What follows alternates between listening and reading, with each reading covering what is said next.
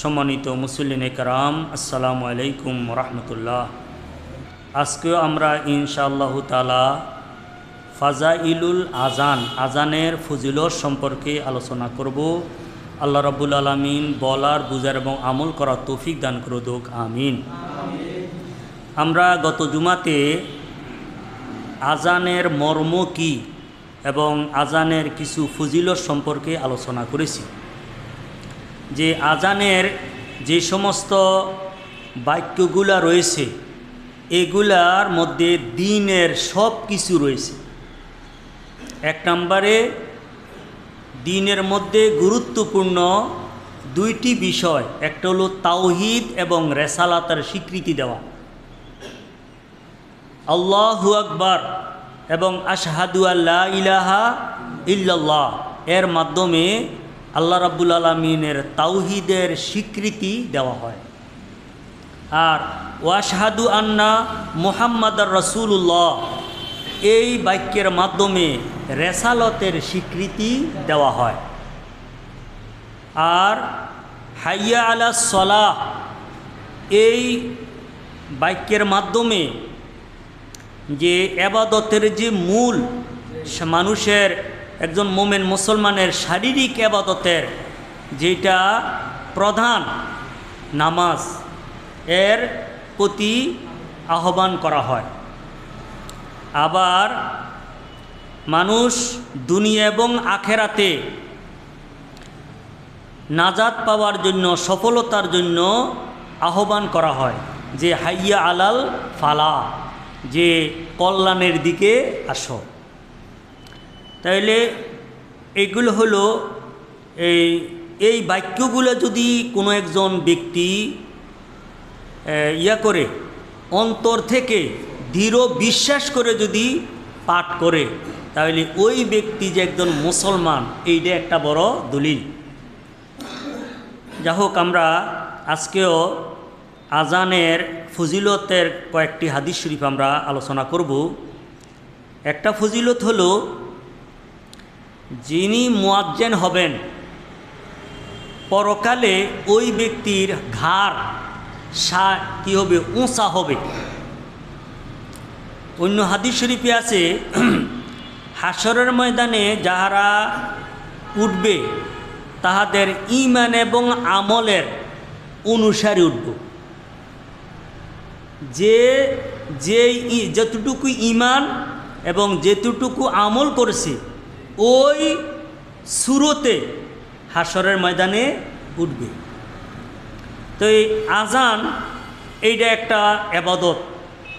এই এবাদত যিনি করবেন, স্বাভাবিকভাবে অন্যান্য মানুষের থেকে তিনির উচ্চতা একটু লম্বা হবে। হাসরের ময়দানের মধ্যে যেন বোঝা যায় যে এই তারা মুয়াজ্জিন ছিল। এইটাও একটা কি অর্থ হইতে পারে। আরেকটা অর্থ হইতে পারে যে না, যে তাহাদের ঘাড় উঁচু হবে, এর দ্বারা তো উদ্দেশ্য হলো হাসরের ময়দানে তাহাদের বিশেষ মর্যাদা হবে। এই ব্যাপারে হাদিস শরীফ, আন তলহা ইবনে ইয়াহিয়া আন আম্মিহি ক্বালা কুনতু ইনদা মুআবিয়া ইবনে আবি সুফিয়ান ফাজাহুল মুয়াজ্জিনু ইয়াদউহু ইলা সালাহ। তলহা ইবনে ইয়াহিয়া তিনি তার চাচা থেকে বর্ণনা করেন। তিনি বলেন যে আমি একদিন মুআবিয়া ইবনে আবি সুফিয়ান রাদিয়াল্লাহু তাআলা আনহুর নিকটে ছিলাম। ফাজাহুল মুয়াজ্জিনু ইয়াদউ ইলা সালাহ, অতঃপর মুয়াজ্জিন তাহাকে নামাজের দিকে আহ্বান করলেন। ফাকালা মুআবিয়াতু, অতঃপর মুআবিয়া বলেন যে সামিতু রাসূল সাল্লাম ইয়াকুলু, যে রাসূল সাল্লামকে আমি বলতে শুনেছি যে আল মুয়াজ্জিনুনা আতওয়ালুন নাসে আনাকান ইয়াউমাল কিয়ামা, যে মুয়াজ্জিনগণ কিয়ামতের দিন তুলনামূলক তাহাদের গর্দানসমূহ উঁচু হবে, লম্বা হবে। তাহলে এই হাদিসটা মুসলিম শরীফে 387 নম্বর হাদিস হিসাবে বর্ণিত রয়েছে। তাহলে যাহারা আজান দেয় তাহারা মানুষদের, মুসলমানদেরকে কল্যাণের দিকে, ঈমান আকিদার দিকে তাওহীদ রেসালাতের দিকে আহ্বান করে। এই জন্য আল্লাহ রাব্বুল আলামিন যাজা হিসেবে পরকালে তাহাদের যে শরীর এগুলা স্বাভাবিকভাবে একটু উঁচু থাকবে তাদের মর্যাদা বৃদ্ধির জন্য, অথবা আল্লাহ রাব্বুল আলামিন তাদেরকে বিশেষ মর্যাদায় ভূষিত করবেন। আরেকটা হলো ফজিলত, যে আজানের শব্দ যাহারাই শোনে তাহারা ওই মুয়াজ্জিনের জন্য তাহার কল্যাণের সাক্ষী হয়ে যাবে। সে যে কল্যাণের মধ্যে ছিল, সে যে দুনিয়ার মধ্যে এই আজান দেওয়ার কারণে তিনি একটা ভালো কাজ করেছেন, এইটার সাক্ষী হয়ে যাবে। আন আব্দুর রহমান ইবনে আবি সুয়াসাত আল আনসারি আন আবিহি আন্নাহু আকবরাহু আন্না আবা সাইদ আল খুদরি ক্বালা লাহু ইন্নী আরাকা তুহিব্বুল গানামা ওয়াল বাদিয়া। আবু সাইদ খুদরি রাদিয়াল্লাহু বলেন যে তিনি কি বলেন, ইন্নী আরাকা, যে আমি তোমাকে দেখেছি যে তুহিব্বুল গানামা ওয়াল বাদিয়া। হে আবু সাইদ খুদরি, তুমি ছাগলকে পছন্দ করো এবং মরুভূমিকে পছন্দ করো। অর্থাৎ আবু সাইদ খুদরি বলতেছেন যে তুমি এই ছাগল চরানো এইটাকে পছন্দ করো এবং মরুভূমির মধ্যে, কারণ ছাগল চড়াইতে হলে মরুভূমিতে যাইতে হয়, একা একা থাকতে হয়, আসলে নির্যাতনতা, এইটার মধ্যেও কি আছে, ফজিলত রয়েছে। কারণ মানুষ যখন নির্জন থাকে তাহলে সে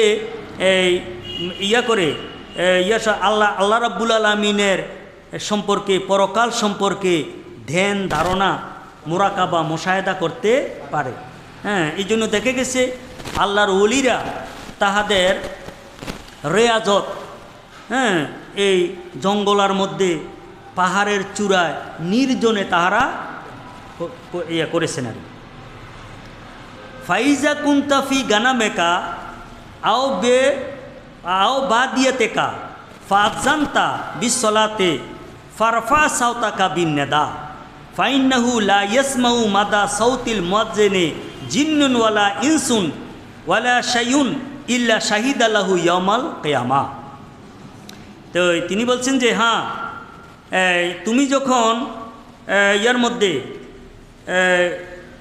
ছাগল চড়াইবে অথবা মরুভূমিতে থাকবে, অতঃপর তুমি যখন আজান দিবে এবং তোমার আজানের শব্দগুলা উঁচু করবে, তো ফাইন্নাহু লা ইয়াসমাউ মাদা সাউতিল মুয়াজ্জিন জিন্নুন ওয়ালা ইনসুন, যে যখন মুয়াজ্জিনের আজানের শব্দ জিন হোক অথবা মানুষ হোক, ওয়ালা শাইউন, এবং যে কোনো বস্তু হোক, ওই গত জুমাতে আমরা গেছি যে বস্তুটা চাই তরুতাজা হোক অথবা কী হোক, এখানে না এটা গাছপালা কিছু আছে, আছে তরুতাজা আছে অথবা শুকনো হোক, যে কিছু, অর্থাৎ আল্লাহ রাব্বুল আলামিনের সৃষ্টি সবাই কি করবে, ইল্লা শাহিদ আলাহু, ওই মুয়াজ্জিনের জন্য সাক্ষী দেবে ইয়াউমাল কিয়ামা, কিয়ামতের দিন। এই হাদিসটা বুখারী শরীফের 3296 হাদিস হিসাবে বর্ণিত রয়েছে। আরেকটা আজানের ফজিলত হলো, আজানের শব্দ যখন শয়তান শোনে, শয়তান এটা সহ্য করতে পারে না, এই শয়তান দূর হয়ে যায়। এই জন্য শুধু আজান নামাজের জন্য শুধু কার্যকরী না, অনেক ক্ষেত্রে না এই আজান যেটা আছে এইটা কার্যকরী, অনেক উপকার দেয়। যেমন আছে যে কোনো একজন ব্যক্তি যদি পথ ভুলে যায়, পথ হারাইয়া যায়, অনেক সময় জিন শয়তানেও মানুষকে পথ ভুলিয়ে দেয়, ওই সময় ব্যক্তি যদি আজান দেয় তাহলে তার সঠিক যে পথ কোথায় যাইব এটা তার কি হয়ে যায়, এটা স্মরণ হয়ে যায়। এরপরে নবজাত সন্তান, চাই ছেলে হোক অথবা মেয়ে হোক, এইটার ডান কানে আজান দেওয়া, বাম কানে ইকামত দেওয়া, এইটারও কি লেখছে ফজিলত আছে। তাহলে এইটাও একটা, এবং কোনো জায়গাতে যদি আগুন লাগে তাহলে আগুনকে নিবানের জন্য আজান উপকার দেয় এটার।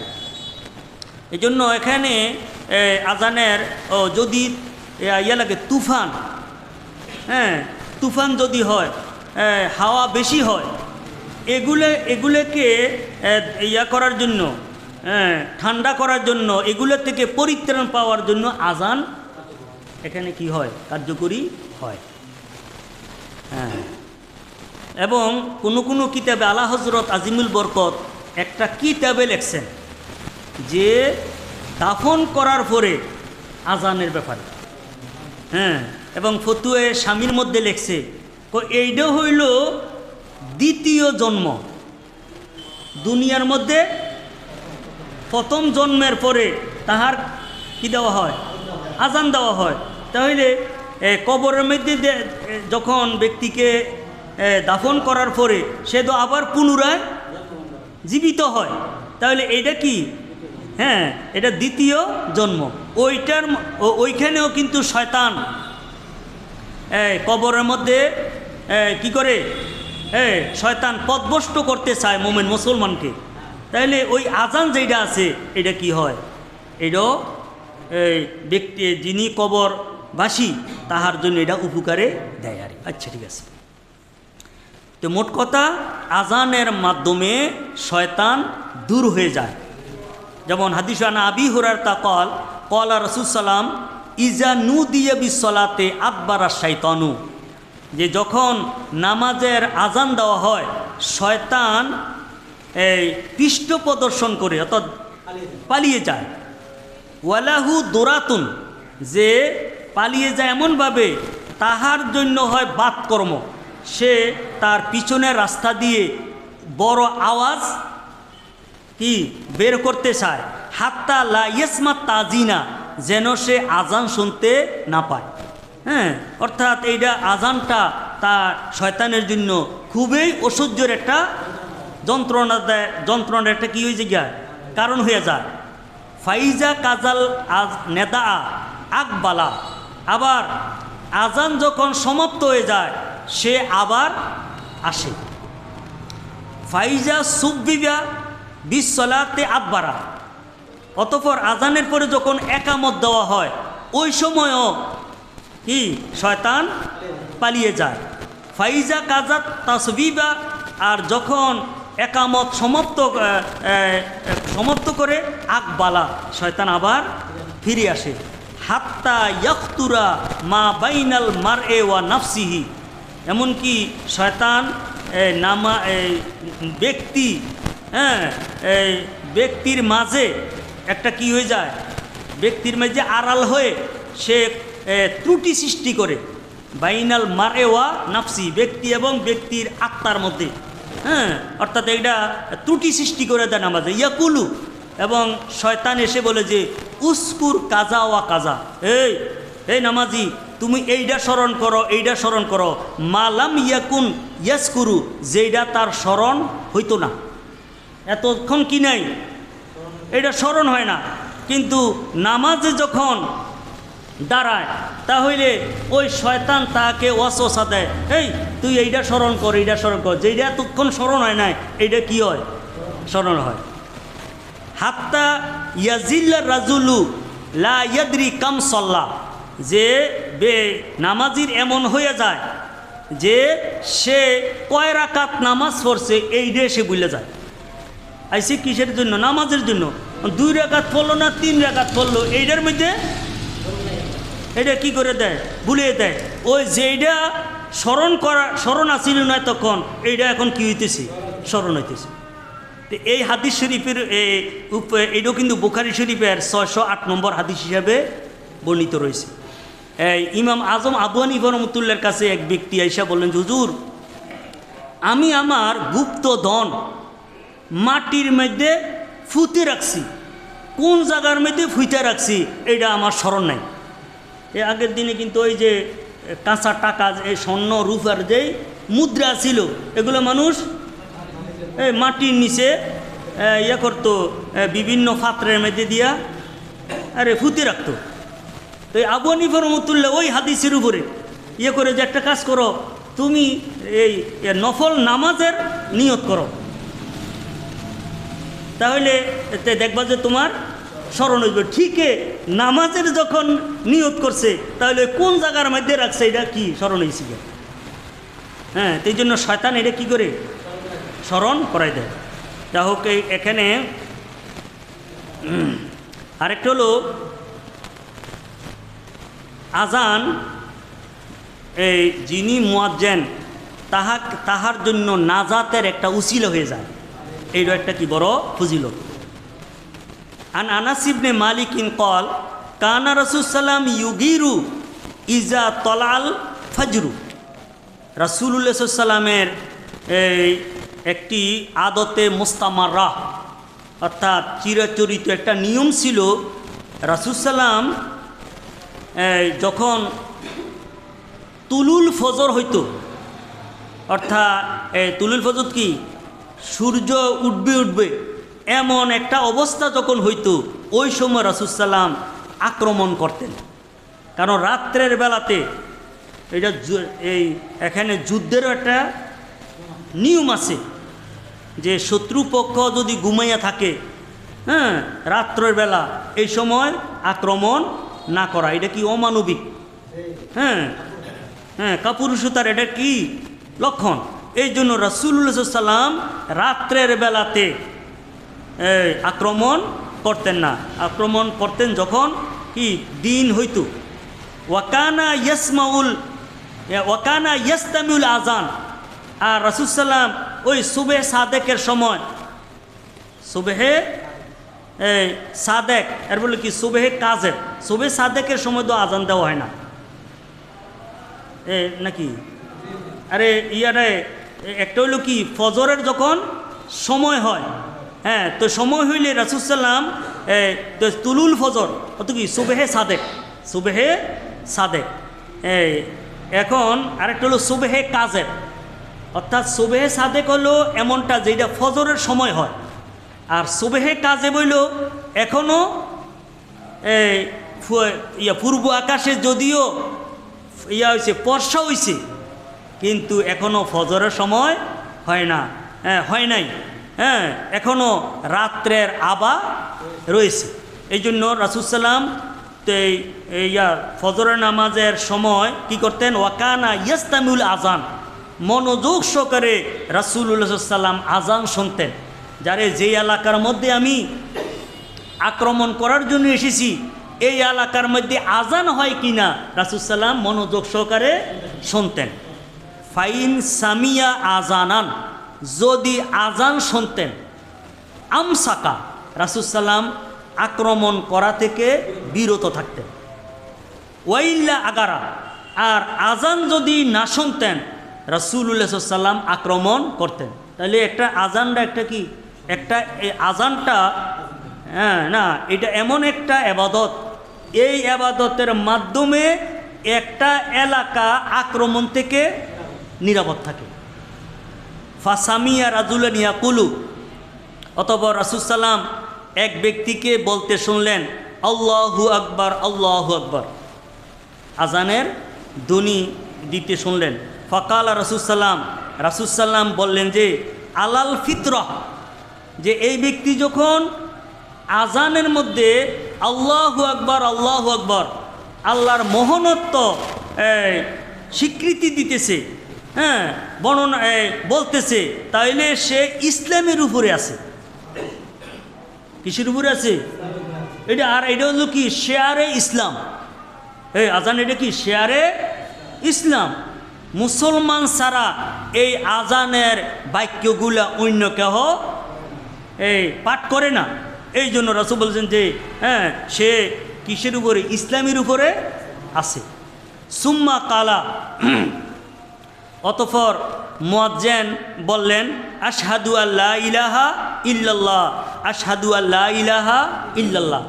এরপরে যখন এটা এখানে তাওহীদের শাহাদত স্বীকৃতি যখন ওই মুয়াজ্জিন বলল, ফকাল রাসূলুল্লাহ খারাস্তা মিনান নার, যে তুমি জাহান্নাম থেকে মুক্ত হয়ে গেছো। কারণ তুমি কিসের? আল্লাহ তাআলার তাওহীদের শাহাদত দিয়েছো। এখানে আমরা এই যে মৌখিক যেই কথাগুলো বলি, প্রকৃতপক্ষে এইটার কোনো মূল্য নাই যদি কলবের মধ্যে যদি এটার কি না থাকে, তাসদিক না থাকে। দৃঢ় বিশ্বাস কি মুখে আনে না কলবে অন্তরে আনে? কে আনে? অন্তরে আনে। এই জন্যই তো সংজ্ঞা, মুনাফেকের সংজ্ঞা কারে কয়? মুনাফেক কাকে বলা হয়? যে ব্যক্তির মৌখিক স্বীকৃতি আছে, এরপরে বাহ্যিক নামাজ রোজা হজ জাকাত আছে, কিন্তু অন্তরে এর বিপরীত, এটার কি বলা হয়? মুনাফেক। হ্যাঁ, তো এখন এই কারণে রাসূলুল্লাহ সাল্লাল্লাহু আলাইহি ওয়াসাল্লাম মুয়াজ্জিন যখন আশহাদু আল্লা ইলাহা ইল্লাল্লাহ বলেছেন, রাসূল সাল্লাল্লাহু আলাইহি ওয়াসাল্লাম যে খারাস্তা মিনান নার, তুমি জাহান্নাম থেকে মুক্ত হয়ে গেছো। হ্যাঁ, ফানাজারু, অথবা সাহাবায়ে কেরামরা দেখলো, ফাইজান হুয়া রাই গানা মাজিন, যে দেখলেন যে আরে রাসূল সাল্লাম যে ব্যক্তিকে জান্নাতি বলে সার্টিফিকেট দিলেন, জাহান্নাম থেকে মুক্ত বললেন, এই ব্যক্তি হলো ছাগলের রাখাল। ছাগলের কি? রাখাল। যে এই ব্যক্তি যে ছাগল ছড়াইতেছে, এরপরেও ব্যক্তি ওই সময় মতন আজান দিয়ে নামাজ পড়তেছে। হ্যাঁ, এটা পরবর্তীতে আরেকটা হাদিস শরীফ আছে, এটা ফজিলতের। এই হাদিসটা মুসলিম শরীফ 382 নম্বর হাদিস হিসেবে বর্ণিত রয়েছে। আনিবনে উমারা আন্না রাসূল সাল্লাম কল, মান আযানা সিনতাই আশারা সানা ওয়াজাবাত লাহুল জান্নাহ। আব্দুল্লাহ ইবনে ওমর রাদিয়াল্লাহু তাআলা হতে বর্ণিত যে রাসূল সাল্লাম ইরশাদ করছেন, যে ব্যক্তি 12 বৎসর আজান দেয়, ওয়াজাবাত লাহুল জান্নাহ, এই ব্যক্তির জন্য জান্নাত অবধারিত হয়ে যাবে। কারণ 12 বৎসর কি দিতেছে? আজান দিতেছে। তাহলে এইটার তাসির কত হইছে? যে দৈনিক 5 বার, তাইলে 12 বৎসরে দৈনিক 5 বার হইলে 1 মাসে কতবার? 12 বৎসরে কতবার? তাহলে এইটা 12 বৎসরের এই ইবাদতটার বিশেষ একটা কি ফজিলত, যে ওয়াজাবাত লাহুল জান্নাহ ওয়া কুতিবাত লাহু বে তাজিনিহি ফি কুল্লি ইয়াউমিন সিত্তুনা হাসানা, এবং ওই ব্যক্তির জন্য প্রতিদিন আজানের কারণে 60টি নেক তার জন্য লিপিবদ্ধ করা হয়। এটা তাহলে এটা এই আজানের যেই আবাদত, আজান নামক যে আবাদতটা করলো, এইটার জন্য ব্যক্তির জন্য বিশেষ একটা কি পুরস্কার। ওয়ালি কুল্লি ইকামাতিন সালাসুনা হাসানা, আর প্রত্যেক একামতের জন্য 30টি নেকি। ওটি নেকি 30টি নেকি। কারণ আজান এটা কিন্তু কঠিন একামত থেকে। আরে আজানটা কঠিন না, আজান দেওয়া হয় আগে, আরে সময়ের শুরুতে দেওয়া হয়, আর একামতরা দেওয়া হয় নামাজের শুরুতে। কারণ সমস্ত প্রস্তুতির পরে একামত দেওয়া হয়, আর আজানটা দেওয়ার জন্য এর আগের থেকেই প্রস্তুতি নিতে হয়। হ্যাঁ, এটারই। এবং আজান দেওয়ার জন্য মিনারায় উঠতে হয়, আজান দেওয়ার জন্য আওয়াজ উচ্চ করতে হয়, তুলনামূলক একামতের জন্য আওয়াজ কি নিচু। আবার আজানের শব্দগুলা থেমে থেমে পড়তে হয়, আমরা এই ব্যাপারে পরে বলবো কী করে থেমে থেমে। আর একামতের যেই বাক্যগুলা দুটোটা একসাথে মিলাইয়া পড়তে হয়। আচ্ছা, এই হাদিসটা ইবনে মাজাহ শরীফের 728 নম্বর হাদিস হিসেবে বর্ণিত রয়েছে। আন উকবা ইবনে আমের ক্বালা সামিতু রাসূলুল্লাহ সাল্লাল্লাহু আলাইহি ইয়াকুলু ইয়াজিবু রাব্বুকা মিন রাইয়ে গানামিন ফি রাসি সাতিতাতিল জাবালে ইউআজ্জিনু বিসসালাতে ওয়ুসাল্লি ফায়াকুলুল্লাহু আজ্জা ওয়া জাল্লা উনজুরু ইলা আবদি হাজা ইউআজ্জিনু ওয়া ইউকিমুস সালাহ ইয়াখাফু মিন্নি কাদ গাফারতু লি আবদি ওয়া দাখালতুহুল জান্নাহ। রাওয়াহু আবু দাউদ। উকবা ইবনে আমের থেকে বর্ণিত, তিনি বলেন আমি রাসূল সাল্লামকে বলতে শুনেছি যে ইউজিবু রাব্বুকা, আপনার প্রভু আশ্চর্য হয়ে যায়। কোরআন এবং হাদিসের অর্থ করতে হইলে আকীদার দিকে লক্ষ্য করে করতে হয়, কারণ আল্লাহর জন্য কোনো আশ্চর্যের কোনো কিছু নাই। আশ্চর্য কোনটা হয়? যে জিনিসটা স্বাভাবিকভাবে স্বাভাবিকভাবে করা যায় না, এরকম একটা করে ফেলছে, এটাকে কি বলা হয়? আশ্চর্য। তো এই জন্য আল্লাহর জন্য কোনো কাজের কি নেই। এই জন্য এইটার অর্থ করবে আল্লাহ তাআলা খুশি হন। আল্লাহ কি হন? ইউজিবু রাব্বুকা, এই তো তোমার প্রভু ইয়া কয় কি হন? খুশি হন। মির রাইয়ে গানামিন, ওই ছাগলের ইয়ার জন্য রাখালের কারণে, ফিরাসে সাতিতাতিল জাবাল, ওই ছাগলের রাখাল যিনি পাহাড়ের চূড়ার মধ্যে রয়েছেন। এই ছাগল লইয়া কই রয়েছে? পাহাড়ের চূড়া, পাহাড়ের মধ্যে রয়েছে। যে যারা সৌদি আরব গেছেন, পাহাড় যে কী জিনিস, পাহাড়ের মধ্যে উঠা, সেখানে ইয়া করা, অবস্থান করা কতই না কঠিন বিষয়।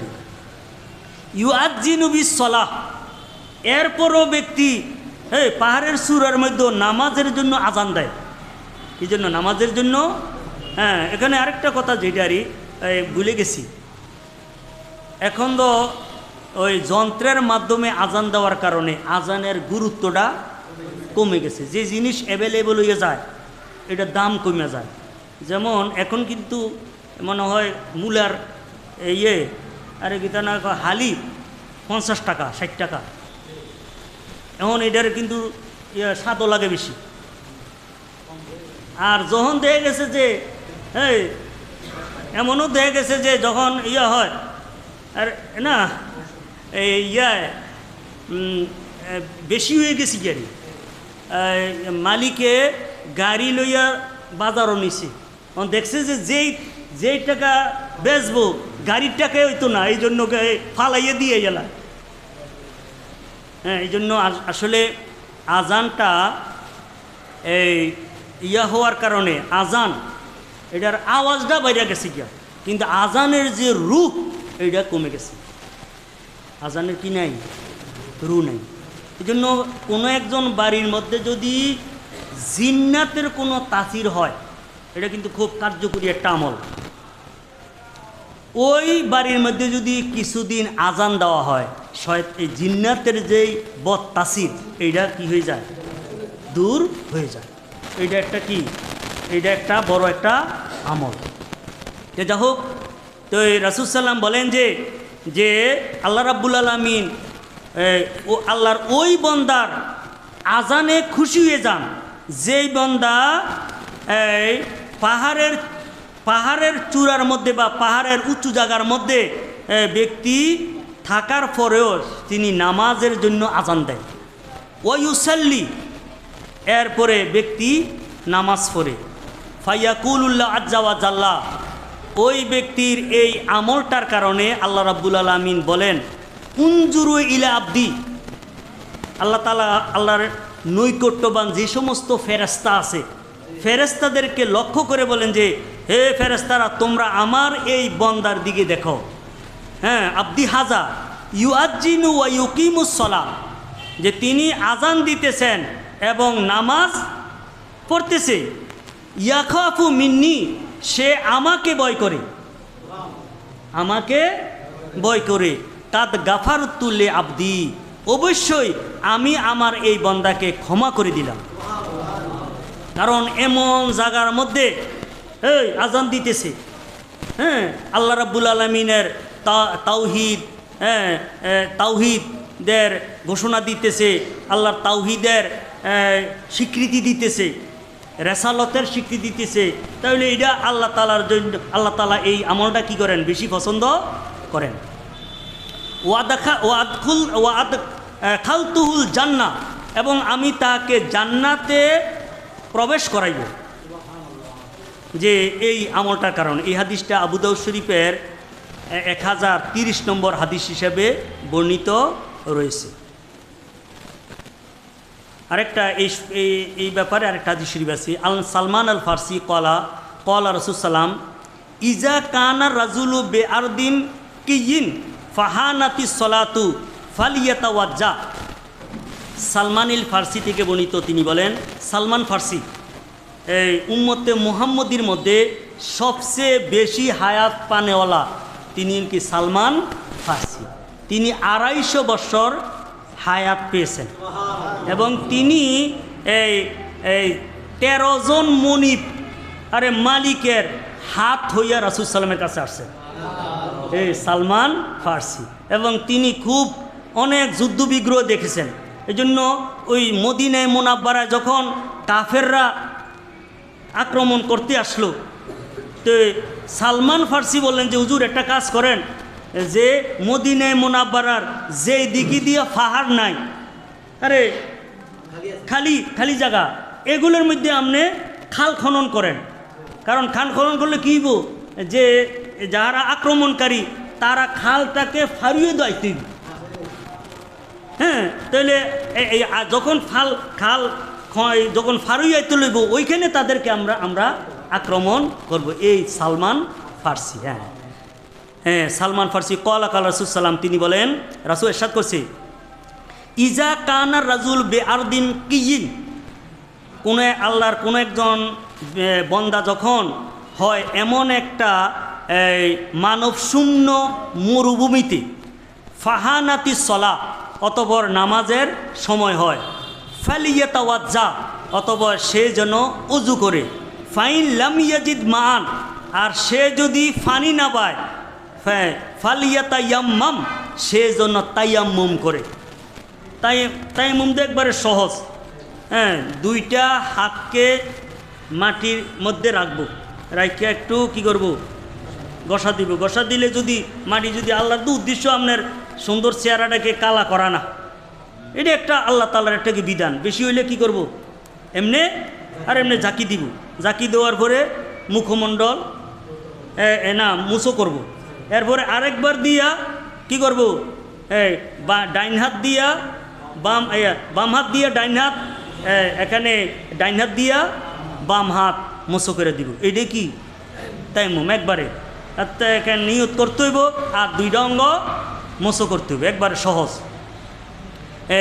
ফাইন লাম ইয়াজিদ মান, যদি সে পানি না পায়, ফালিয়াতায়াম্মাম, সে যেন তায়াম্মুম করে।